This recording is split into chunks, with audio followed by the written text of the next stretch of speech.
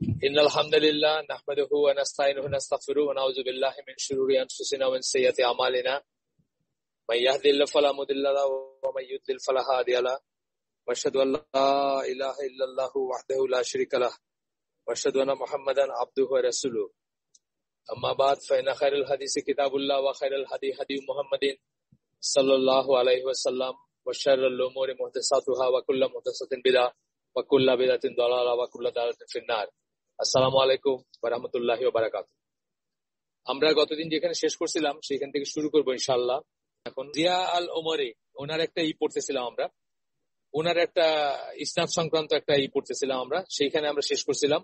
আমি ওটা শুরু করতে গিয়ে শুরু করি নাই। জিয়া আল ওমরি হচ্ছেন একজন সুদানি স্কলার, ওনার কথা বলছিলাম আমি আগের দিন।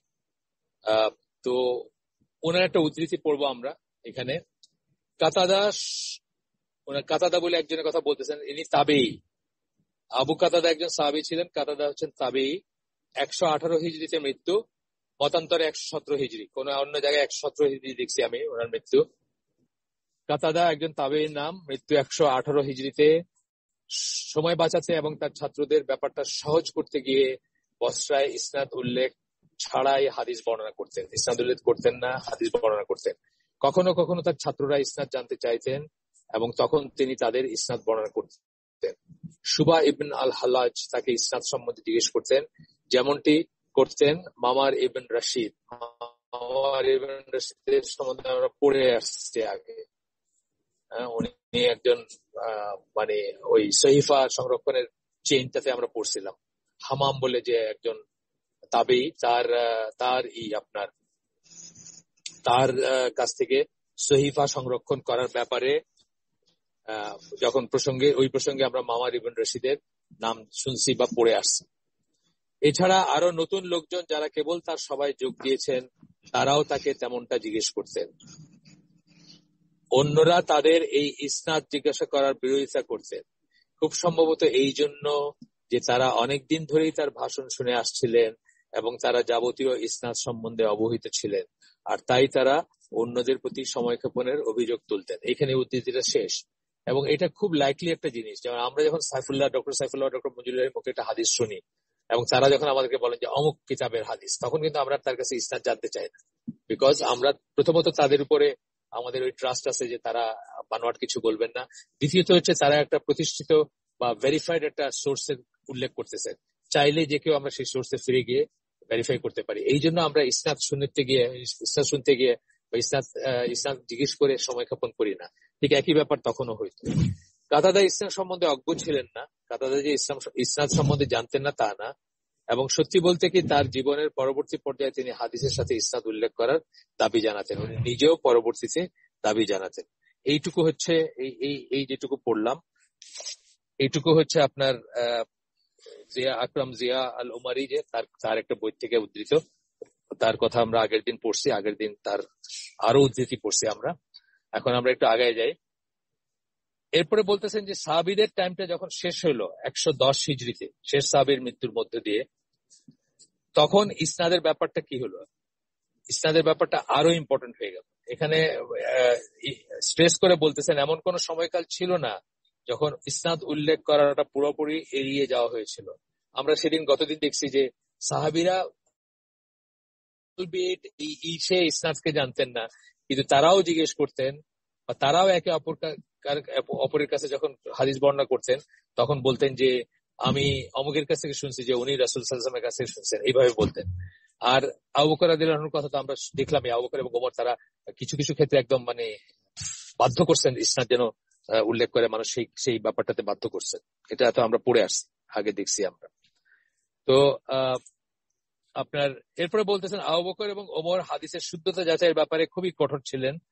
মানে বলতেছেন যে রাসূলের মৃত্যুর পর থেকে নিয়ে এখন পর্যন্ত, আমাদের এই সময় পর্যন্ত এমন কোন সময় ছিল না যখন ইসনাদ উল্লেখ করা বা সনদ উল্লেখ করাটা এড়াই যাওয়া হয়েছে, এরকম কোন সময় ছিল না।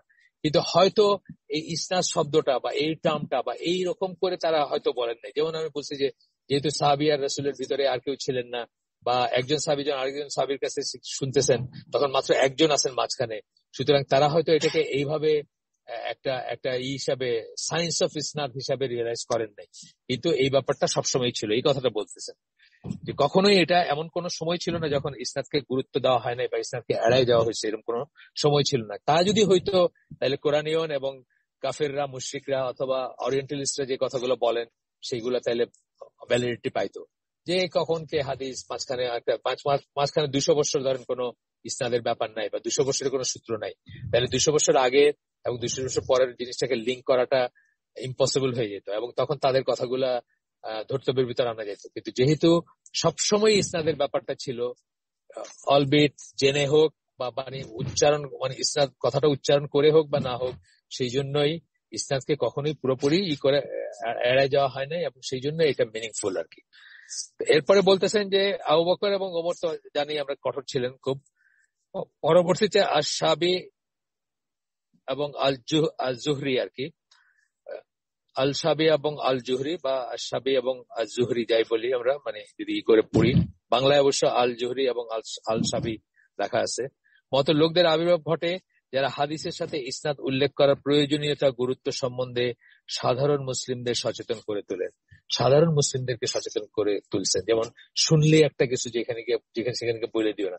এই কথাটা এখনো দরকার আছে, এখনো খুব দরকার আছে। এখনো হাদিস মনে করে আমরা এই দেশের অনেক দাওয়াতি গোষ্ঠীকে বা অনেককে দেখি আমরা, তারা কোন একজন মুরব্বীর কথা বা কোন একজন গুণী জ্ঞানী ব্যক্তির কথাকে হাদিস মনে করে তারা গ্রহণ করতেছেন বা প্রচার করতেছেন বা চালায় দিচ্ছেন। সেই ব্যাপারটা জন্য এখনো কিন্তু এটা ইম্পর্টেন্ট। বাট যখন আপনি কোন শুদ্ধ আকীদা মানহাজের কোন স্কলারের কাছে শুনতেছেন, উনি যখন বলতেছেন যে মুসলিমের হাদিসে যা আসছে বা আপনার আবু দাউদের সহিহ হাদিসে যা আসছে, তখন আমরা সেটাকে নিয়ে আর প্রশ্ন তুলি না। এই জন্য যে আমরা জানি যে চাইলে আমরা ভেরিফাই করতে পারবো এবং আমরা জানি যে আমরা যার কাছে শুনতেছি তিনি সহিহ আকীদা মানহাজের মানুষ বা স্কলার। সেই জন্য আমরা অত মানে পার্সন মানে সাধারণ মানুষরা অত বেশি করি না, এটার ব্যাপারে ফাঁসি হই না। কিন্তু তখন যে সময়টা প্রথম ফিতনার পরে, ওসমান রাদিয়াল্লাহু আনহুর মৃত্যুর পরের যে সময়টা, সেই প্রথম ফিতনার সময়কার ওই সময়তে এটা খুব ইম্পর্টেন্ট ছিল এবং তারা মানুষজনকে সচেতন করে তুলছিলেন এই ব্যাপারে যে তোমরা ইসনাদ জিজ্ঞেস করবা বা ইসনাদ জিজ্ঞেস করে তারপরে কোন একটা হাদিস নিবা। যাই হোক, এরপরে বলতেছেন যে ওসমান রাদিয়াল্লাহু আনহুর মৃত্যুর কথা বলতেছেন, বৃহৎ ফিতনার পরে যা মানুষজনকে ধারণা দিল যে হাদিসের বর্ণনা হচ্ছে তাদের দ্বীন।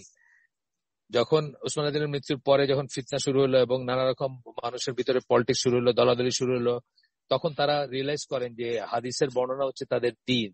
মানে এইটা আছে তো তাদের দিন তারা প্রিজার্ভ করতে পারবে, এটা যদি না থাকে তাহলে তাদের দিন প্রিজার্ভ হবে না। এই রিয়েলাইজেশনটা তাদের আসলো, আর তাই তারা কার কাছ থেকে তাদের দিন গ্রহণ করছেন সে ব্যাপারে তাদের সতর্ক হওয়া উচিত, এটাও তারা বুঝলেন আর কি। যাই হোক, এরপরে আসতেছি আমরা যে অংশে, সেখানে বলতেছেন যে গোটা মানবকুলের জন্য পাঠানো হয়েছে। আল্লাহ রাসূল সাল্লাল্লাহু আলাইহি ওয়াসাল্লামকে কি সব মানুষের জন্য রাসূল হিসেবে পাঠানো হয়েছে, বা কিয়ামত পর্যন্ত যারা থাকবেন তাদের জন্য রাসূল হিসেবে পাঠানো হয়েছে তাকে। সুতরাং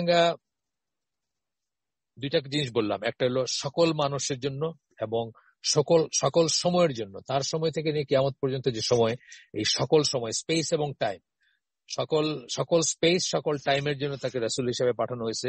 সুতরাং এই শেষ নবীর শিক্ষাগুলো বিশুদ্ধভাবে সংরক্ষিত হওয়ার প্রয়োজনীয়তা রয়েছে। প্রয়োজনীয়তা এই জন্য রয়েছে যে আর কোন নবী আসবেন না, এই দিন বা এই নবীর শরীয়ত বলেন, এই নবীর কিতাব বলেন, এই নবীর বিধান বলেন, কোনো কিছু অ্যাব্রোগেটেড হবে না, এটা কিয়ামত পর্যন্ত থাকবে। সুতরাং এটার খুব মানে আরো স্পেশাল একটা প্রয়োজন আছে এটা যেন সংরক্ষিত হয়। সেটার পূর্ববর্তী নবীগণের বেলায় যেটা প্রযোজ্য ছিল না, কারণ তাদেরকে কোনো নির্দিষ্ট জাতির জন্য প্রেরণ করা হয়েছিল। আমরা জানি যে অন্যান্য নবীরা কোন নির্দিষ্ট জাতির জন্য তাদেরকে প্রেরণ করা হয়েছিল। আল্লাহ রাসূল সাল্লাল্লাহু আলাইহি ওয়াসাল্লাম একটা হাদিসে বলছেন, যেটা আমার সামনে নাই এখন, বাট আপনারা জানেন এত ফেমাস হাদিস, যে আমাকে পাঁচটা জিনিস দেওয়া হয়েছে যা অন্য কোন নবীকে দেওয়া হয়নি।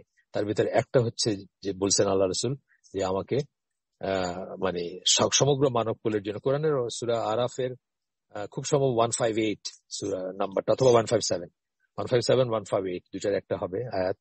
তো এখানেও বলা হয়েছে সমগ্র মানবকুলের জন্য তাকে পাঠানো হয়েছে। আর এছাড়া হাদিসে রাসূল সাল্লাল্লাহু আলাইহি ওয়াসাল্লাম বলে গেছেন যে তাকে সমগ্র মানবকুলের জন্য নবী হিসেবে পাঠানো হয়েছে। এবং আমি অনেক সময় বলি, অনেক হালাকায় বলি যে একটা উদাহরণ দেই আমি, যে গ্রাম অঞ্চলে যখন কেউ নতুন বাড়ি বানায়। ধরেন একটা সংসার বড় হয়, ফ্যামিলি বড় হলে মানুষ তখন কি করে, একটা নতুন বাড়ি বানায়, অন্য একটা মাঠের ভিতরেই হয়তো একটা বাড়ি বানিয়ে দিচ্ছে। তখন কি করে, প্রথমে একটা পুকুর করে, মানে আমাদের সিলেট অঞ্চলের কথা আমি বলছি স্পেশালি, একটা পুকুর খনন করে, তারপরে ওই পুকুরে মাটিটা উঠে পুকুরে পাড় গুলা করে এবং ভিটার জায়গাটা প্রস্তুত করে, তারপরে চারিদিকে কিছু গাছপালা লাগায়, এবং গাছপালা লাগানোর পরে আপনার আপনার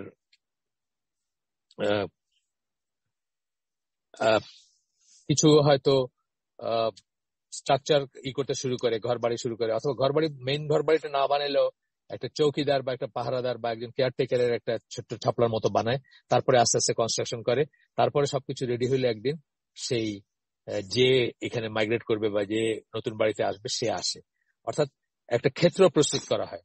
তা আমি অনেক সময় বলি যে এটা আমার একটা রিয়েলাইজেশন আর কি, পড়াশোনা যাই করছে আল্লাহ যেটুকু করাইছেন, যে আল্লাহ পৃথিবীর ক্ষেত্র প্রস্তুত করছেন, শেষ নবী আসবেন এবং তার দিন কমপ্লিট হবে এবং সেই দিন কিয়ামত পর্যন্ত চলবে, সেটার জন্য।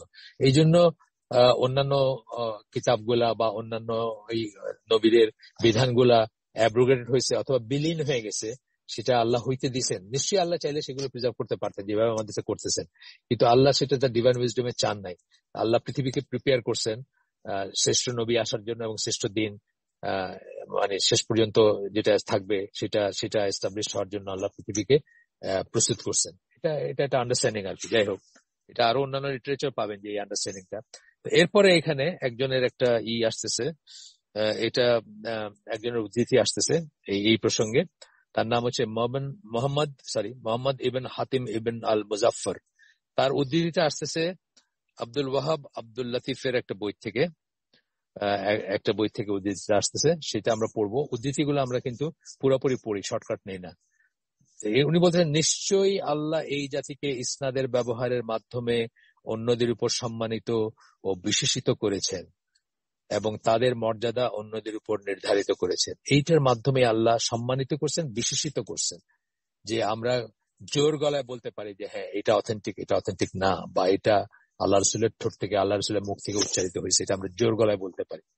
আপনারা জানেন, আমরা গতদিনই পড়লাম যে ঈসা আলাইহিস সালাম, মুসা আলাইহিস সালাম, তাদেরকে তাদের উম্মত যারা, তারাই বিতর্কিত করে, তারাই বলে যে ওনারা হিস্টোরিক্যাল ক্যারেক্টার না, অর্থাৎ তাদের এগুলা মিথ, হিস্ট্রি না, ফ্যাক্ট না, বাস্তবতা না।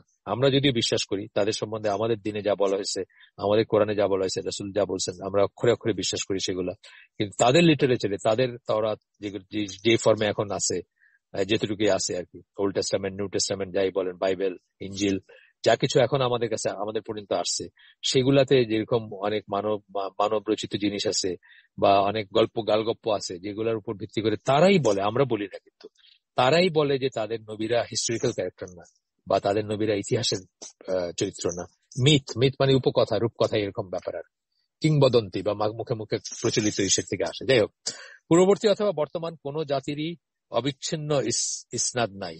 পূর্ববর্তী যারা ছিল তাদেরও নাই, আর এখনো যারা টিকে আছে, মিনিং ধরেন খ্রিস্টানরা বা জুদের, তো আমরা এখনো দেখি তারা তাদের কিতাবকে এক ধরনের করে মানে, তাদের দিনকে এক ধরনের করে মানে, তাদেরও কিন্তু অবিচ্ছিন্ন ইসনাদ নাই। তারাও বলতে পারবে না যে এটা এখান থেকে আসছে, এইভাবে আসছে। তাদের কাছে প্রাচীনকালের পুস্তকাদি পুস্তক রয়েছে, অলবিট বিকৃত হোক, বা গসপেল অফ বার্নাবাস বা এরকমের জিনিসপত্র, আর্কিওলজিক্যাল ইসের থেকে যেসব আসছে সেগুলো হয়তো আছে, কিন্তু সেসবের সাথে তাদের ঐতিহাসিক বর্ণনা ইত্যাদি মিলেমিশে একাকার হয়ে গেছে, এবং তোরা বা ইঞ্জিল হিসাবে কতটুকু নাজিল হয়েছিল তার সাথে পরবর্তী সময়ের মানবিক বর্ণনার কতটুকু যুক্ত হয়েছে, যা কিনা অবিন্যস্ত এবং খুব সম্ভবত অজানা। মানে অবিন্যস্ত মানে ছড়াই ছিটায় আছে, মিক্সচারটা, কতটুকু আল্লাহর কথা, কতটুকু রসুলের কথা, কতটুকু তাদের বানানো জিনিস, কতটুকু মানুষের কথা, কতটুকু গালগপ্প, এইভাবে বর্ণনাকারীদের যা কিনা অবিন্যস্ত, খুব সম্ভবত অজানা, বর্ণনাকারীদের কাছ থেকে এসেছে, তা নিরূপণ করতে অক্ষম। মানে তারা জানেন না যে কিভাবে এটা তাদের কাছে আসছে। আপনাদেরকে একটা গল্প বোধহয় বলছি আমি আগে, মানে যারা আমার সাথে অনেকদিন ধরে আছেন বা অনেকদিন ধরে শোনেন, যে ওনার নাম ছিল, উনি মারা গেছেন, ইসলামুল হক, ডক্টর শিব শক্তি ওনার নাম ছিল। উনি কম্পারেটিভ রিলিজিয়নে পড়াশোনা করছিলেন ইউরোপে, এবং তারপরে ভ্যাটিকান তাকে অফার দিয়েছিল ভ্যাটিকানের ওইখানে রিসার্চ করার জন্য। তখন উনি সেখানে যান নাই। উনি বলছেন যে আমি যে দিনের মানে আমি যে ধর্মের আর কি, উনি তো হিন্দু ছিলেন, অনেকের ভগবান ছিলেন। ভগবান মিনস ওই যে ওরা অনেকে মানে না, যে অনেকে গুরু মানে এই মানে ওইরকম জিনিস ছিলেন উনি আর কি ইন্ডিয়াতে, সাউথ ইন্ডিয়াতে। তো উনি পরে মুসলিম হয়েছিলেন, যাই হোক। তো ওনাকে যখন ভ্যাটিকান অফার করলো যে আপনি তো কম্পারেটিভ রিলিজিয়নে আপনি স্কলার, আপনি আমাদের এখানে রিসার্চ করেন, তখন উনি বললেন যে মানে খ্রিস্টিয়ানিটিতে আমার হিন্দুইজমের চেয়ে বেটার কিছু নাই। মানে খ্রিস্টানিটি যা বলে সেগুলা যদি মানতে হয় বা সেগুলো নিয়ে যদি কাজ করতে হয় বা সেগুলো নিয়ে জীবনযাপন করতে হলে বেটার আমি হিন্দুই থাকি, এরকম বলছিলেন। পরে তিনি মুসলিম হয়েছিলেন আলহামদুলিল্লাহ। বাংলাদেশেও আসছিলেন, কিন্তু ওই ওয়েস্টার্ন চাপে তার জায়গা হয় নাই। শেষ পর্যন্ত উনি মালয়েশিয়ায় চলে যান। নাম ছিল ইসলামুল হক, আর ঈশান নাম ছিল, হিন্দু নাম ছিল ডক্টর শিবশক্তি। আপনারা হয়তো কেউ জেনে থাকবেন তার কথা। ভালো স্কলার ছিলেন। এরপরে আসতেছে আমরা এগুলো কি পড়তেছি, আল্লাহ কিভাবে হাদিস সংরক্ষণ করছেন। মানুষের থ্রুতেই করছেন, মানুষের মাধ্যমেই করছেন, কিন্তু কিভাবে করছেন তার ভিতরে 5টা মোড অফ পড়ছিলাম আমরা, মানে সংরক্ষণের 5টা ওয়ে পড়তেছিলাম। তার ভিতরে আমরা এখন ইসনাদ সম্বন্ধে পড়তেছি। ইসনাদ ছিল একটা ছিল ইসনাদ। কি কি ছিল আপনাদের মনে আছে? প্রথমটা ছিল যে সাহাবীদের রিয়েলাইজেশন যে এটা খুব ইম্পর্টেন্ট তাদের জন্য, অবিকৃত ভাবে এবং মানে অক্ষত ভাবে, কোন রকম ছাড়া, কোন রকম ডিস্টরশন ছাড়া বা কোন রকম টুইস্ট ছাড়া সত্যটা পৌঁছায় দেওয়া, এটা এই রিয়েলাইজেশনটা। তারপরে আমরা পড়ছিলাম যে জার ওয়া তাদিল যে একটা সায়েন্স ছিল, যেখানে যারা বর্ণনা করতেন, হাদিস বর্ণনা করতেন বা রিওয়ায়াত বা যারা ন্যারেট করতেন, তাদের চরিত্র নিয়ে গবেষণা হইতো, যে কার ভিতর কি দুর্বলতা আছে অথবা কার ভিতর কি মেরিট আছে, দুইটা নিয়েই হইতো। তারপরে আমরা পড়ছিলাম যে লিখে রাখার এটা আমরা পড়ে আসছি, এগুলো পড়ে আসছি, লিখে রাখার এটা আমরা পড়ে আসছি। তারপরে সুন্নাহ ইসনাদের কথা, তারপরে 4 নম্বর ছিল ইসনাদ, আর 5 নম্বর ছিল travelling for the sake of collecting হাদিস আর কি। তো সেটাও আমরা পড়বো ইনশাল্লাহ। তো এখন আমরা ওই ইসনাদের পর্বটা শেষ করছি। এখন হাদিস খুঁজতে গিয়ে যে ট্রাভেল করতেন তারা, সেই জিনিসটা ইনশাল্লাহ এখন আমরা পড়বো, সেটা নিয়ে পড়বো। এখন পৃথিবীতে যত ধর্মীয় সম্প্রদায় আছে তার মাঝে একমাত্র ইসলামী জাতিকে এমন 2টি নির্দিষ্ট বৈশিষ্ট্য দ্বারা আশীর্বাদ করা হয়েছে, যা কিনা যে দুইটার ভিতরে দুইটা করা হয়েছে যেটা ইউনিক বলতেছেন। তার একটা হইলো ইসনাদ, আরেকটা হচ্ছে হাদিসের খোঁজে দূর দূরান্তে ট্রাভেল করা।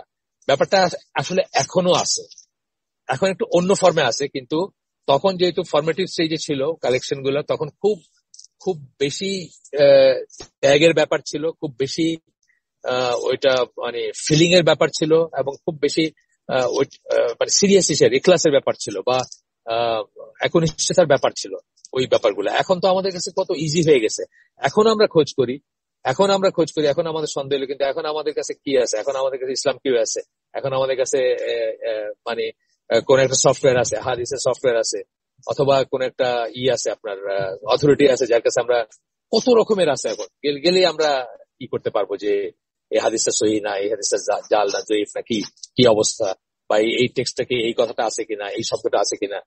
তো যাই হোক, তো বলতেছেন যে ট্রাভেলিংও এখনো আছে, মানুষ হাদিস শিখতে যায় না, একখান থেকে আরেকখানে যায়, মানুষ হাদিস স্কলার হইতে যায়, হাদিস শিখতে যায়, শুনতে যায়, এখনো আছে সেটা।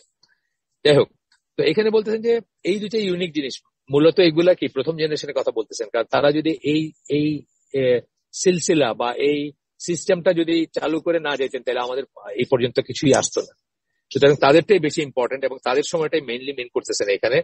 তো আমরা এখন আলোচনা করবো সেটা নিয়ে যে মুসলিমদের ভিতর দ্বীনি জ্ঞানের প্রবল আকাঙ্ক্ষা ব্যক্তি বিশেষকে একাধারে মাসের পর মাস কেবল নবী সাল্লাল্লাহু আলাইহি ওয়াসাল্লামের মুখের একটি কথাকে সংগ্রহ করতে অথবা নিশ্চিত করতে ভ্রমণ করার অনুপ্রেরণা জুগিয়েছে। এখনকার না যে আমরা আমেরিকায় চাইলে 12 ঘন্টা পৌঁছে দেই, আমরা সৌদি আরব চাইলে 5 ঘন্টা 6 ঘন্টা চলে আসি, এই সময় তো ছিল না তখন। কাজে মাসের পর মাস তারা ট্রাভেল করছেন, একটি কথা, একটি শব্দ বা একটাই, এরকম শুনছিলাম না এরকম শুনছিলাম, আপনিও তো শুনছিলেন, আপনার মনে আছে, এইটুকু জানার জন্য তারা ট্রাভেল করছেন। সেই জিনিসটা নিয়ে আমরা পড়বো এখানে, বেশ কিছু পড়বো আমরা, মানে উদাহরণ পড়বো। তো প্রথমে একটা উদ্ধৃতি আসতেছে জুবায়ের সিদ্দিকীর লেখা বই, আমরা এটার থেকে আগে উদ্ধৃতি করছি, হাদিস লিটারেচার, বইটার নাম হাদিস literature, its origin, development, special features and criticism, MZ Siddiqui, 48 পৃষ্ঠা থেকে উদ্ধৃতি, এটা আমরা পড়বো, উদ্ধৃতিটা হুবহু পড়বো। হাদিস শাস্ত্রবিদের এই সকল বিভিন্ন প্রজন্মের হাদিসের খোঁজে তাদের চমৎকার কর্মব্যস্ততা, হাদিস শাস্ত্রবিদদের এই সকল বিভিন্ন প্রজন্ম মানে হাদিস শাস্ত্রবিদদের বিভিন্ন জেনারেশন আর কি, হাদিসের খোঁজে তাদের চমৎকার কর্মব্যস্ত দৃষ্টান্ত রেখে গেছেন, তারা এক্সাম্পল সেট করে গেছেন। সংশ্লিষ্ট বিষয়ের প্রতি তাদের ভালোবাসা ছিল সুগভীর, তারা অত্যন্ত ভালোবাসতেন।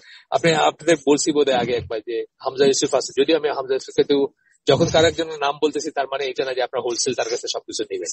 হামজা ইউসুফ কিন্তু একজন মালিকি স্ট্রং মালিকি মাযহাবের ফলোয়ার, কিছুটা সুফি ইনক্লিনেশন আছে। কিন্তু হামজা ইউসুফ একটা সুন্দর জিনিস বলছিল যে সিরার উপর একটা ক্লাস করাইতেছিল, রাসূলের লাইফের উপর একটা ক্লাস করাইতেছিল। তো সে বলতেছিল যে ট্র্যাডিশনালি রাসূলের সিরা যখন কেউ টিচ করতেন মানে পড়াইতেন, যারা ট্র্যাডিশনাল স্কলার যারা তারা গোসল করে ওযু করে সুন্দর কাপড় পরে আতর মেখে তারপরে ক্লাস শুরু করতেন। মিনিং সিরা বা রাসূলকে নিয়ে পড়াবেন, এই জিনিসটা তাদের কাছে অত্যন্ত মর্যাদার একটা ব্যাপার ছিল। এবং তারা নিজেদেরকে সুন্দর করে নিতেন বা নিজেদেরকে একটা ক্লিন একটা ফিলিং থাকতো ভিতরে যখন সিরাটা করতে যায়। আমরা তো এখন মানে সাল্লাল্লাহু আলাইহি সাল্লামটা ঠিক মতো বলতে চাই না রাসূলের নাম উচ্চারিত হইলে। এইরকমই ছিল তাদের ফিলিং। এই কথাটা বলতেছেন যে সুগভীর সংশ্লিষ্ট বিষয়ের প্রতি, মানে হাদিস সংশ্লিষ্ট বিষয় মানে কি এখানে হাদিস এবং সুন্নাহ, সেটার প্রতি তাদের ছিল মানে খুব ডিপ ফিলিং ছিল, খুব সুগভীর ছিল। এই ব্যাপারে তাদের উৎসাহ উদ্দীপনার কোনো সীমা ছিল না। তা করতে গিয়ে ভোগান্তি স্বীকার করার ব্যাপারে তাদের কোনো সীমারেখা ছিল না। তাদের ভিতর যারা ধনী ছিলেন তারা তাদের ধন সম্পদ কুরবানি করেছেন, এবং যারা গরিব ছিলেন তারা তাদের গরিবী সত্ত্বেও তাদের জীবনকে এই পথেই উৎসর্গ করেছেন। যারা ধনী ছিলেন তাদের ধন সম্পত্তি করছেন, ট্রাভেল করছেন, কাউকে পাঠাইছেন বা দূর দূরান্তে গেছেন। যারা ছিলেন তাদের হয়তো ধনী যারা তাদের সম্পদ ছিল তারা সেটা স্পেন্ড করতে পারছেন ওই রাস্তায়। যারা ছিলেন গরিব ছিলেন তাদেরকে at the expense of their bread বলতে পারেন, মানে উপার্জন যেটাকে বলেন, ব্রেড এন্ড বাটার যেটা আমরা বলি, সেটাও না করে সেটাকেও অবজ্ঞা করে তারা কষ্ট করে হলেও সেটার আঞ্জাম দিচ্ছেন বা সেটা করছেন। এই ব্যাপারটা এইটুকু অংশ ওই বই থেকে উদ্ধৃতি পড়লাম আমরা। তো এত প্রবল আকাঙ্ক্ষা কেন ছিল তাদের ভিতর? ফার্স্ট জেনারেশন গুলোর কথা আমরা মেইনলি বলতেছি, প্রথম জেনারেশন গুলার কথা, মেইনলি সালাফদের কথা বা সাহাবী তাবেঈ তাদের কথা, তারপরে তাদের মতো করে যারা তাদেরকে হুবহু অনুসরণ করছেন তাদের কথা আসতেছে। মানে তখন বলতেছে যে কেন এরকম করতে পারছেন তারা, এরকম এত প্রবল আকাঙ্ক্ষা, তাদের অনেক কারণ থাকতে পারে। তার ভিতরে এখানে একটা দুটো উল্লেখ করতেছেন। প্রথমত বলতেছেন এইসব পরেজগার মহাত্মারা জানতেন যে হাদিসের জ্ঞান থেকেই তারা কেবল নবীর তরিকা বা পদ্ধতি সম্বন্ধে জানতে পারবেন। শুধুমাত্র হাদিস থেকে নবী কোন একটা বিষয়ে কি বলছেন সেটা জানা সম্ভব, আর নাইলে জানা সম্ভব না। হাদিসের জ্ঞান থেকেই কেবল তারা নবীর তরিকা ও পদ্ধতি সম্বন্ধে জানতে পারবেন, এবং তারা জানতেন যে তার পদাঙ্ক অনুসরণ করে তারা আল্লাহর নিকটবর্তী হতে পারবেন। একটা হলো যে জানতে পারবেন, জ্ঞানটা হবে, এবং এটা আল্লাহর নিকটবর্তী হওয়ার একমাত্র উপায় যে রাসূলের পদাঙ্ক অনুসরণ করেই আল্লাহর নিকটবর্তী হইতে হবে বা আল্লাহর নৈকট্য লাভ করতে হবে। খ হচ্ছে আরেকটা ব্যাপার বলতেছেন যে আরো একটা কারণে তাদের ভিতরে এত উৎসাহ থাকার কথা বা থাকতে পারে, সেটা বলতেছেন কোরআন ও নবী উভয় জ্ঞান অর্জনের সুফল ও গুরুত্ব সম্বন্ধে গুরুত্ব আরোপ করে গেছেন। কোরআনে আমরা দেখছি যে জ্ঞান অর্জনের সম্বন্ধে কিরকম স্ট্রেস করা হয়েছে, এবং রাসূলকেও দেখছি জ্ঞান অর্জন সম্বন্ধে কিভাবে স্ট্রেস করছেন। সুতরাং এই জিনিসটা তাদের অন্তরে মুদ্রিত ছিল বা প্রথিত ছিল তাদের অন্তরে। আল্লাহ বলেন কোরআনের এখানে আয়াত করতেছেন সূরা 39 নম্বর সূরা জুমার 9 নম্বর আয়াতে আল্লাহ বলতেছেন, বলুন যাদের জ্ঞান আছে এবং যাদের জ্ঞান নেই তারা কি সমান? যাদের জ্ঞান আছে আর যাদের জ্ঞান নেই তারা কি ইকুয়াল নাকি? কোরআনের একটা টোন। এখান থেকে আমাদের আরেকটা জিনিস শিক্ষার ব্যাপার আছে যে আমরা মনে করি যে নারী পুরুষ সমান সহ আমরা মনে করি যে মানুষের ভিতর কোনো ধরনের কোনো ভেদাভেদ নাই এবং থাকতে পারে না। এটা রং একটা কনসেপ্ট। আল্লাহ কখনোই বলেন না যে সকল মানুষ সমান। কোন সেন্সে সমান? বান্দা হিসেবে সমান, ইবাদতের ব্যাপারে সমান পাইছে, কিন্তু যার জ্ঞান আছে এবং যার জ্ঞান নেই তাদের ভিতর ডিফারেন্সিয়েট করতে হবে। যারা দৃষ্টি আছে, যাদের মানে ইনসাইট আছে, ডিফারেন্সিয়েট করতে হবে। একইভাবে নারী এবং পুরুষকে ইসলাম কখনোই সমান বলে না। যারা বলেন তারা আদার জিনিসটাকে টুইস্ট করেন। দুইজনের রোল দুই রকম, সেই রোল গুলাতে নিজস্ব মর্যাদা নিজস্ব সম্মান আছে, কিন্তু কখনোই সমান বলে না ইসলাম। এবং ইসলামকে যে ফতোয়াটা আমি আপনাদের সাথে অনেক আগে শেয়ার করছি, সেটাতে কি বলছে, সমান বলে বা সমান ট্রিট করে সব ব্যাপারে, সমান সবকিছুতে। মানে জাস্ট বিল্ডিং ব্লকের ইটের মতো, যে একটা বিল্ডিং ব্লকের ইট গুলার কিন্তু কোনো আইডেন্টিটি থাকে না, একটা ইট সরাই একটা ইট বসাই দিলে হলো। এইভাবে যারা বলে যে নারী আর পুরুষ সমান, তারা মিথ্যা বলে, মিথ্যাচার করে, এবং আমরা সেই লাইনটা ফলো করি। যাই হোক, এরপরে বলছেন আল্লাহ আরেকটা আয়াত আসতেছে সূরা ফাতিরের 28 নম্বর আয়াতে আল্লাহ বলতেছেন তার বান্দাদের ভিতর জ্ঞানীগণ শুধুমাত্র আল্লাহকেই ভয় করে। মানে জ্ঞানীরাই হচ্ছে সবচেয়ে বেশি তাকওয়া সম্পন্ন, তারাই আল্লাহকে বেশি ভয় করে বেসড অন জ্ঞান। যত জ্ঞান যার বেশি হবে, এই জন্য রাসূল সাল্লাল্লাহু আলাইহি ওয়াসাল্লাম বলছেন তোমাদের ভিতরে আমি আল্লাহকে সবচেয়ে বেশি ভয় করি। কেন বলছেন এটা? কেন আল্লাহ সম্বন্ধে তার জ্ঞানটা ছিল সবচেয়ে বেশি ছিল মানব কুলের ভিতরে। এই জন্য উনি বলছেন যে আল্লাহকে তিনি সবচেয়ে বেশি ভয় করেন। এই সুরটাই এখানে আছে কোরআনেও, তার বান্দাদের ভিতর জ্ঞানীগণ শুধুমাত্র আল্লাহকে ভয় করে, মানে জ্ঞানীগণরাই শুধু আল্লাহকে ভয় করে। আচ্ছা, এরপরে আল্লাহ রাসূল সাল্লাল্লাহু আলাইহি ওয়াসাল্লাম বলেন, মানে এই টোনটা আর কি, এই সুরটা আল্লাহ রাসূলের ইসেও আসছে, যে কেউ যে জ্ঞানের অন্বেষণে বেরিয়ে গেল আল্লাহ তার জন্য জান্নাতের কোন একটি রাস্তা সহজ করে দেন। মুসলিমের হাদিসে যে জ্ঞানের অন্বেষণে বাইরলো আল্লাহ তার জন্য জান্নাতের কোন একটি রাস্তা সহজ করে দেন, অর্থাৎ সে ইজিলি জান্নাতে যাওয়ার রাস্তা খুঁজে পাবে, বা জান্নাতে যাওয়ার রাস্তা তার জন্য ইজি হবে। এরপরে একটা হাদিস আছে, এটা মুসলিমের হাদিস, যেখানে রাসূল সাল্লাল্লাহু আলাইহি ওয়াসাল্লাম বলেন আদম সন্তান যখন মৃত্যুবরণ করে তখন তার সকল কাজের সময়, এটা জানেন আপনারা, খুব ফেমাস হাদিস, তখন তার সকল ভালো কাজের সমাপ্তি ঘটে, সকল ভালো কাজ শেষ হয়ে যায়, কেবল তিনটা ভালো কাজ ছাড়া। সাদাকায়ে জারিয়া যেটাকে আমরা বলি সাদাকায়ে জারিয়া, উপকারী জ্ঞান যা সে পিছনে রেখে গেছে ও যা থেকে অন্যরা উপকৃত হবে সেই জ্ঞান, এবং পরেশগার সন্তান যে তার জন্য দোয়া করে বা দোয়া করবে, এইটা ছাড়া আর বাকি সব তার বন্ধ হয়ে যায়, সকল আমল তার শেষ হয়ে যায়, আর কোনো কিছু তার সাথে থাকে না যখন সে মৃত্যুবরণ করে। এখানে বোঝা যায় যে জ্ঞানের উপর কত ইম্পর্টেন্স দিচ্ছেন আর কি। আচ্ছা, এরপরে বলতেছেন যে আরো কি কারণ ছিল, মানে কেন তাদের এই জিল ছিল যে হাদিস সংগ্রহ করতে তারা মাসকে মাস ট্রাভেল করছেন, 1 মাস ট্রাভেল করে গেছেন, গিয়ে একটা শব্দ কনফার্ম করে আবার মানে রিটার্ন জার্নি শুরু করছেন। কেন এই জিল ছিল? আরেকটা কারণ ছিল যে হাদিস জাল করার সূচনা যখন হয়, যেটা আমরা আগে আপনাদেরকে বলে দিছি, যেটা পরে আসবে, যে আগে আমরা বলছি যে হাদিস জাল করার সূচনা হয় প্রথম হিজরি শতাব্দীর শেষ 1/3, অর্থাৎ 66 হিজরির পর থেকে আর কি, রাফলি। তো তখন তো অনেক সাহাবী বেঁচে ছিলেন, যেহেতু 110 হিজরি পর্যন্ত বেঁচে ছিলেন সাহাবীরা। তো হাদিস জাল করার সূচনা ঘটার পর স্কলারগণ বুঝেছিলেন যে পূর্ববর্তী জাতিগুলোর মতো পথভ্রষ্ট হওয়া থেকে এই জাতিকে বাঁচানোর একমাত্র উপায় হচ্ছে এই যে নবীর বিশুদ্ধ শিক্ষাগুলো অক্ষত অবস্থায় সংগ্রহ করতে হবে। তখন তারা গুরুত্বটা আরো বোঝেন। এই সবসময় কে বুঝেছেন এগুলো? তাদেরকে আল্লাহ বুঝেছেন। অফকোর্স আমরা তো এটার আন্ডারেই পড়তেছি যে কিভাবে আল্লাহ হাদিসের সংরক্ষণ তাকে মানে বাস্তবায়িত করছেন, সংরক্ষণ করে মানুষের তুতেই করছেন, কিন্তু কিভাবে করছেন সেটার আন্ডারে এটা পড়তেছেন। আর পরিভ্রমণের মাধ্যমে আংশিক ভাবে জালকারী, দুর্বল বর্ণনাকারী ও অবিশ্বস্ত সূত্র শনাক্তকরণ সম্ভব হয়েছে। এটা কিভাবে? পরিভ্রমণের মাধ্যমে, এই যে তারা জায়গা থেকে জায়গায় ট্রাভেল করছেন সেটার মাধ্যমে এটা বাস্তবায়ন করা সম্ভব হয়েছে, বা এটাকে শনাক্ত করা সম্ভব হয়েছে। তারা, আমরা গল্প বলছি আমরা আগে, আরো পূর্ব গল্প পরে, যে এতই স্ক্রুপুলাস ছিলেন যে আপনার একজন মানুষ তার ছাগলই সম্ভবত, ছাগল বা ভেড়া, মানে এই শ্রেণীর পশুকে কাছে ডাকার জন্য বা ধরার জন্য খাবারের পাত্র দেখায় তাকে লিউর করা, যেটাকে বলে, তাকে মানে ডাকছে কাছে, লোভ দেখায়, এবং সেই জন্য তার কাছে হাদিস নেয় যে একজন, যদি এটা জায়েজ, এটা না জায়েজ কাজ তা না, জন্তু জানোয়ারকে ধরার জন্য অনেক কিছু করতে, আমরা টুক করে আওয়াজ করি না মুরগির ব্যাপারে বা অন্যান্য জিনিসের ব্যাপারে আমরা নানা রকম আওয়াজ করি, গ্রামের মেয়েরা করে, সেটা হয়তো জায়েজ জিনিসটা, কিন্তু তারপরে তারা চিন্তা করছেন যে একটা পশুকে যে ডিসিভ করতেছে, সে তো তার ভিতর তো একটা এলিমেন্ট অফ ডিসেপশন আছে, কাজে তার কাছ থেকে হাদিস নেওয়া যাবে না, এইসব ব্যাপারগুলো আছে। যাই হোক, আমরা একটু আগাই। তো নবী সাল্লাল্লাহু আলাইহি সাল্লাম সাবধান করে দিয়ে গেছেন আরেকটা কারণ, যে জন্য তারা আপনার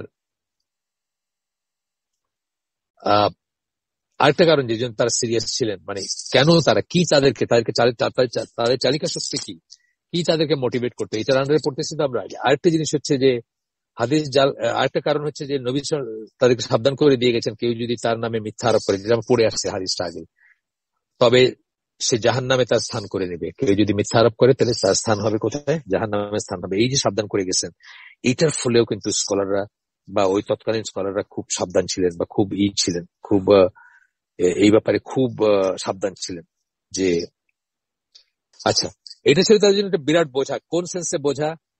যে একটা শব্দ অনিচ্ছাকৃত ভাবে হইলেও তারা এমন ব্যবহার করতে পারতেন না, করতেন না, যেটা সমার্থক শব্দ হইলেও করতেন না। আমরা পড়ে আসছি এটা, আব্দুল্লাহ ইবনে ওমরের কথা পড়ছি না আমরা, যে একই অর্থ থাকতেছে, একটা কথা আমরা বাংলায় দুইভাবে বলতে পারি না, একই অর্থ, একদম আইডেন্টিক্যাল অর্থ দুইভাবে বলতে পারি, সেটাও তারা করতেন না, সেটাও তারা করার সাহস করতেন না বা করতেন না। তাদের অনেকেই হাদিস উল্লেখ করা থেকে বিরত থাকতেন যতক্ষণ না তারা নিশ্চিত হতে পারে, বিরত থাকতেন। কথা বলাতে ওই যে একটা রাসূল একটা আছে না, হাদিস আছে না, হয় তুমি কথা বলো না, চুপ থাকো, তারা চুপ থাকতেন, কিন্তু তারপরে একটা এক্সট্রা শব্দ বা একটা শব্দ সম্বন্ধে সন্দেহ থাকতে সেটা উচ্চারণ করতেন না। সেই কথাটা আমরা বলতেছি। তো তাদের অনেকেই হাদিস উল্লেখ করা থেকে বিরত থাকতেন যতক্ষণ না তারা নিশ্চিত হতে পারতেন যে তারা বাস্তবিকই তাই বর্ণনা করছেন যা হুবহু নবী বলে গেছেন। নবী সাল্লাল্লাহু আলাইহি ওয়াসাল্লাম যা বলে গেছেন হুবহু সেটা বর্ণনা করতেছেন, টু দ্য ডট আর কি, এটা এক্স্যাক্টলি সেটাই করতেছেন। এইটা যতক্ষণ তারা শিওর হইতেন না ততক্ষণ তারা কিছু বলতে চাইতেন না। আর তাই তারা এক্সেলেন্ট বিশাল দূরত্ব অতিক্রম করে আল্লাহ রাসূল সাল্লাল্লাহু আলাইহি সাল্লামের বাণীকে নিশ্চিত সত্যায়িত করতে ছুটে যেতেন। নিশ্চিত এবং সত্যায়িত করতে তারা ছুটে যেতেন, বিশাল দূরত্ব অতিক্রম করে তারা যাইতেন। আচ্ছা, শুরুর দিকের বছরগুলোতে কিছু উদাহরণ দিলেই হাদিস সংগ্রহ এটা আমরা বুঝবো। শুরুর দিকে কিছু বছরগুলো নবী সাল্লাল্লাহু আলাইহি ওয়াসাল্লাম হাদিসের খোঁজে পরিবহন তার জীবদ্দশাতেই শুরু হয়েছে, তার জীবদ্দশাতেই শুরু হয়েছে। একজন সাহাবী কিছু একটা শুনছেন, শুনে চলে গেছেন, বাড়ি গেছেন, তার ট্রাইবের কাছে গেছেন, গোত্রের কাছে গেছেন, বেদুইন। আবার মনে হয়েছে যে এটা এরকম শুনছি না এরকম শুনছি, শব্দটা কি এটা ছিল না এটা ছিল, আবার আসছেন, এটা হইতে পারে। এইটা কথাই বলতেছেন, জীবদ্দশাতেই শুরু হয়েছিল। মদিনার বাইরে থেকে লোকজন এসে নবীকে কোন সুনির্দিষ্ট ব্যাপারে জিজ্ঞেস করতো, বা একজনের মুখে মুখে একটা হাদিস শুনছে, এটা এটা এটা এটা আপনি কি এরকম বলছেন ইয়া রাসূলুল্লাহ, এইভাবে এসে জিজ্ঞেস করতেন। এটাও কি, এটাও সেম জিনিস, আসলে এটাও সেম জিনিস। তারা হয়তো এটা রিয়েলাইজ করে না যে তারা একই কাজ করতেছে, আমরা জানিয়ে পড়তেছি, এটাই তারা করতেছিল। কোন কোন ক্ষেত্রে দেখা যায় যে নবীর পাঠানো দূতগণ কর্তৃক পঠিত কোন বিষয় নিশ্চিত করতে তারা নবী সাল্লাল্লাহু আলাইহি ওয়াসাল্লামের কাছে এসে জিজ্ঞেস করতো।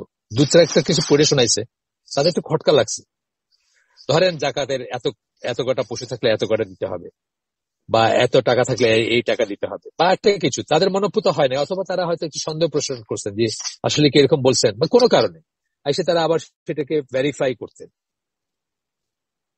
পাঠানো দূতগণ কর্তৃক পঠিত কোন বিষয় নিশ্চিত করতে তারা নবীর কাছে এসে জিজ্ঞাসা করত। বুখারী এবং মুসলিমের বর্ণনা থেকে দেখা যায় যে অন্যান্য সাহাবীরা বরং এরকম একটা ঘটনা ঘটবে সে আশায় অপেক্ষা করতেন। কি অন্যান্য সাহাবীরা কেন? যেহেতু একটা সময় তিরস্কার করা হয়েছে সাহাবীদেরকে বেশি প্রশ্ন করার জন্য, আল্লাহ করছেন, রাসূলও করছেন, বেশি প্রশ্ন করার জন্য। কোরআনের আয়াতেও আছে যে ডিসকারেজ করার জন্য, বা এটাকে ডিসকারেজ করা হয়েছে বেশি করার জন্য। যে জন্য আপনার ওই যে কোন কনসালটেশন সবকিছু নিয়ে কনসালটেশন করতে শুরু করলো সবাই। অবভিয়াসলি আমাদের কাছে যদি কোন একজন স্কলার থাকে, আমরা ছোট থেকে ছোট, বড় থেকে বড় সব জিনিস জিজ্ঞেস করা শুরু করে দিই।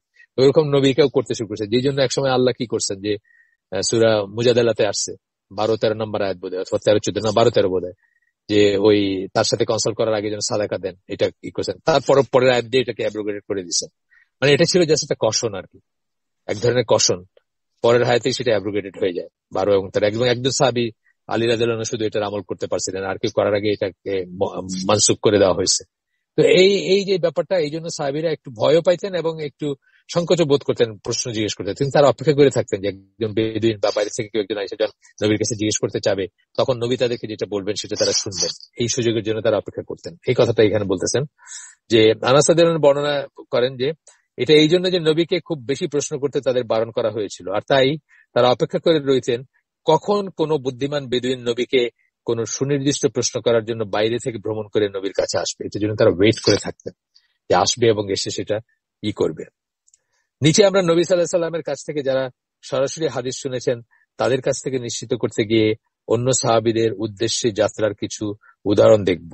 এটা এই আপনার আকরাম জিয়া আল-ওমারি তার বই থেকে বলতেছেন যে যারা ট্রাভেল করছেন তাদের ব্যাপারে কিছু উদাহরণ আমরা পড়বো। সেটা আপনার ওই জিয়া ওমারির বই থেকে দিতেছেন। তো সেখানে উনি বলতেছেন, বা এখানে আসতেছে বর্ণনা, সহিহ বুখারীর বর্ণনা এসেছে জাবির বিন আব্দুল্লাহ বিন উনায়েম এর কাছ থেকে একটা হাদিস নিশ্চিত করার জন্য 1 মাসের যাত্রা পথ অতিক্রম করেন। করে গেছেন। এটা বুখারী বর্ণনা আসছে, এই ঘটনাটা বুখারী বর্ণনা আসছে। 1 মাসের যাত্রাপথ অতিক্রম করছেন। তাবারানীর অন্য একটি বর্ণনা এসেছে, জাবির বলেন, উচিত শাস্তির বা প্রতিশোধের ব্যাপারে আমি নবীর কাছে একটি হাদিস শুনতাম। উচিত শাস্তি বা প্রতিশোধ, কতটুকু প্রতিশোধ নিতে পারে কেউ কারো উপরে, আছে না, লিমিট আছে কিন্তু ইসলামে, কতটুকু নিতে পারেন, সীমা লঙ্ঘন করতে পারেন না আপনি প্রতিশোধ নিতে গিয়ে। আপনাদেরকে একটা গল্প বলছি, বোধহয় ফেমাস গল্প। নবীর মৃত্যুর পরে একজন সাহাবী অনেক রাইস ছিলেন, মানে বড় মানুষ ছিলেন, সম্ভ্রান্ত মানুষ ছিলেন। তো তাকে কেউ বোধহয় এক থাপ্পড় মারছে বা কিছু। তো উনি আসছেন, এসে কাজীর কাছে গেছেন। গল্প এটা, আমি জানি না, এটা সূত্র দিতে পারবো না এখন, শোনা গল্প, বহুবার শোনা গল্প। তো বাট এটার ভিতর লেসন আছে আর কি, যেটা যেটা ইসলামের লেসন সেটা আছে। টুথ ফর টুথ, এটা তো কোরআনের কথা, দাঁতের জন্য দাঁত, দাঁতের বদলে দাঁত, একটা দাঁত ফেললে আপনি একটা দাঁত ফেলতে পারেন। তো উনি কাজীর কাছে গেছেন, গিয়ে বলছেন যে এই লোকটা আমাকে থাপ্পড় মারছে। তো ডাকছেন ওই লোককে, জিজ্ঞেস করছেন তুমি থাপ্পড় মারছো? যে হ্যাঁ মারছি। তো ওনাকে বলছে যে আপনি একটা মারেন এখন ওকে। তো উনি এটা নিতে পারেন নাই, যে আমাকে থাপ্পড় মারলো, আমি এত সম্ভ্রান্ত মানুষ, এত রেইস, এত বড় লোক মানুষ, আর ওকে মারবো, এটা কি হইলো কিছু বিচার? উনি এটা নিতে পারেন নাই। এইরকম ব্যাপার আর কি, যে উচিত শাস্তির ব্যাপারে আমি এটা বলতেছি যে কতটুকু আপনি ই করবেন সেটা ব্যাপারে। জাবির রাদিয়াল্লাহু আনহু ঈশের কাছে একটা হাদিস শুনতেন, আর সেই হাদিসের বর্ণনাকারী যিনি নবীর মুখ থেকে সরাসরি হাদিসটি শুনেছিলেন তখন মিশরে থাকতেন। মানে আরেকজন যিনি শুনছেন সরাসরি, তিনি কোথায় থাকতেন? মিশরে থাকতেন। তখন আমি নবীর একটি হাদিস শুনতাম, সরি, এখানে বলতেছেন উচিত শাস্তির ব্যাপারে বা প্রতিশোধ, এটা একটু ডিফারেন্ট। এটা দুজনে একসাথে শুনে, দুজনে একসাথে শোনার আসবে পরে, উদাহরণ আসবে এরপরে। আমরা দেখবো যে দুজনে একসাথে শুনছেন, সেখান থেকে একজন মানে একজন ডিপার্টেড হওয়ার পরে আরেকজন সন্দেহ হয়েছে, উনি যাবেন, সেটাও আমরা পড়বো। কিন্তু এইটা দুইজন একসাথে শোনেন, এটা একজনের মুখে শুনতেন। উচিত শাস্তি বা প্রতিশোধের ব্যাপারে আমি নবী সাল্লাল্লাহু আলাইহি সাল্লামের একটি হাদিস শুনতাম। এখন কিন্তু বলেন না যে নবীর কাছ থেকে শুনছেন, কিন্তু নবীর একটা হাদিস শুনতেন। আর সেই হাদিসের বর্ণনাকারী, অর্থাৎ যিনি ব্যাকেটে বলতেছেন, যিনি নবী সাল্লাল্লাহু আলাইহি সাল্লামের মুখ থেকে সরাসরি হাদিস শুনেছিলেন, তখন মিশরে থাকতেন। অর্থাৎ যিনি প্রথম শুনছিলেন তিনি মিশরে থাকতেন, আর তার কাছ থেকে হয়তো এই জাবির রাদিয়াল্লাহু আনহু শুনতেন। তো আমি একটা উট কিনলাম এবং মিশরে গেলাম। একটা উট কিনে মিশর যাত্রা করলেন। কোথা থেকে? বেসিক্যালি মদিনার থেকে, তাই না? এখানে লেখেন নেই যদিও, কিন্তু আমি ধরে নিচ্ছি মদিনার থেকে, কারণ এইসব হাদিস শোনার বা ইসের ব্যাপারগুলো কোথায় ছিল, নবী কোথায় থাকতেন? মদিনায় থাকতেন। এখানে অবশ্য বলেন নাই যে মদিনায়, সেটা বলেন নাই। এটা পাওয়া যাবে, ফাথুল বাড়িতে আছে, এটা চাইলে কেউ ইবন হাজার আল আসকালানির সহিহ বুখারীর যে ওইটার 1 নম্বর ভলিউমের 174 পৃষ্ঠাতে আছে, চাইলেই আপনারা ক্রস চেক করতে পারবেন। তবে আমি এই ল্যাঙ্গুয়েজ থেকে বুঝতেছি এটা মদিনার থেকে ট্রাভেলিং এর কথা বোঝাচ্ছেন, মিশরের যাত্রার কথা। আবু আয়ুব আল আনসারী রাদিয়াল্লাহু আনহু, ওনার একটা ঘটনা আসতেছে এখন। উকবা ইবন আমরকে একটি হাদিস সম্বন্ধে জিজ্ঞাসা করতে সুদূর মিশরে গিয়েছিলেন। উকবা ইবন আমরকে একটা হাদিস জিজ্ঞেস করতে আবু আয়ুব আল আনসারী মিশরে গেছিলেন। তিনি উকবাকে বললেন যে তিনি এবং উকবাই তখন বেঁচে ছিলেন যারা ওই নির্দিষ্ট হাদিসটি নবীর কাছ থেকে সরাসরি শুনেছিলেন। তাহলে এখানে আসলো এই কেসটা, যে দুজনেই শুনছেন, সরাসরি শুনছেন, কিন্তু একজনের একটা শব্দ বা একটা টার্ম নিয়ে একটু সন্দেহ লাগছে।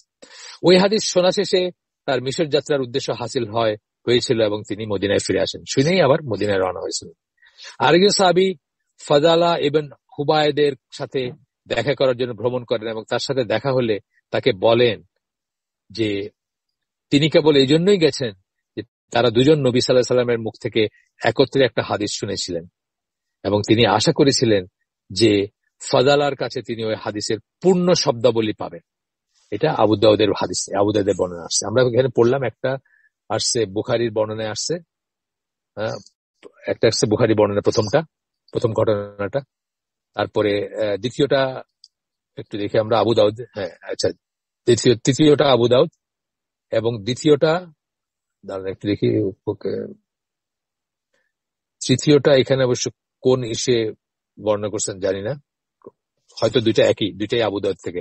এই ঘটনাটা আবু দাউদে বর্ণিত, হয়তো দুইটা একটা কিসের আন্ডারে আছে আর কি, একটা প্যারাগ্রাফে আছে। হয়তো ব্যাপারটা দুইটা ব্যাপারই আবু দাউদের ইসের থেকে আসছে, যাকে আমি শিওর না এখানে মাঝখানে, কিন্তু মদিনায় ফিরে আসেন। আমি যে জন্য বলছিলাম যে মদিনাটা হচ্ছে খুব সম্ভব মদিনা থেকে গেছেন এবং মদিনায় ফিরে আসছেন, যে জন্য কথাটা বলছিলাম এইটাতে আমরা দেখতেছি যে মদিনায় ফিরে আসেন, এই কথাটা আছে এখানে।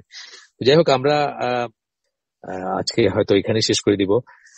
সুবহানাকা আল্লাহুম্মা বিহামদিকা আশহাদু আল্লা ইলাহা ইল্লা আনতা আস্তাগফিরুকা ওয়া আতুবু ইলাইক। আমরা যে শুনলাম তার ভিতরে ভালো কিছু শুনে থাকলে সমস্ত প্রশংসা আল্লাহর, আলহামদুলিল্লাহ। খারাপ কিছু শুনে থাকলে সমস্ত ব্যর্থতা আমার, এবং সেটা শয়তানের তরফ থেকে। আল্লাহ আমাদেরকে তৌফিক দিন যে ভালো শুনলাম তার উপর আমল করার। আসসালামু আলাইকুম ওয়া রাহমাতুল্লাহি ওয়া বারাকাতুহু।